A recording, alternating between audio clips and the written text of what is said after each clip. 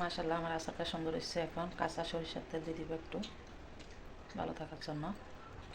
সরিষার তেলটা দিলে অনেক ভালো থাকে। আচার বানাবো।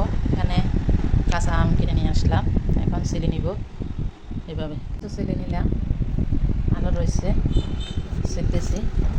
দেখেন এগুলো আরও সুন্দর রয়েছে, মন চায় এগুলো দিয়ে আচার বানাই ফেলি।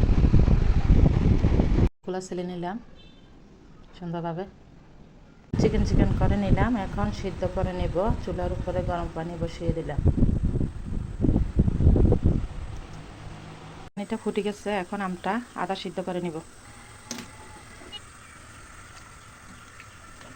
আদা সিদ্ধ করে ফেললাম, এখন নামিয়ে ফেলবো। লবণ দিয়ে দিব, চিনি পরিমাণ মতো দিবেন, যে যেভাবে মিষ্টি খায় সেভাবে দিবেন। এখানে আমার 3 কেজি আম, 5 কেজি আম আনছে। চুলি সব কিছু ময়লা টয়লা সহ 5 কেজি। এখন মেন আম হলো 3 কেজি। এখন চিনি দিয়ে এটা মেখে নিব। এখন এটা ভালোভাবে মেখে নেব। মেখে 10 মিনিটের জন্য রেস্টে রেখে দেব। দিয়ে দিব কত রসুন বাটা, দিয়ে দিব লাল মরিচের গুঁড়ি, টক ঝাল মিষ্টি, দিয়ে দিব মশলার গুঁড়ি। এখন দিব পাঁচফোড়ন, রাঁধুনি গুঁড়া পাঁচফোড়ন মশলা দিয়ে দিব।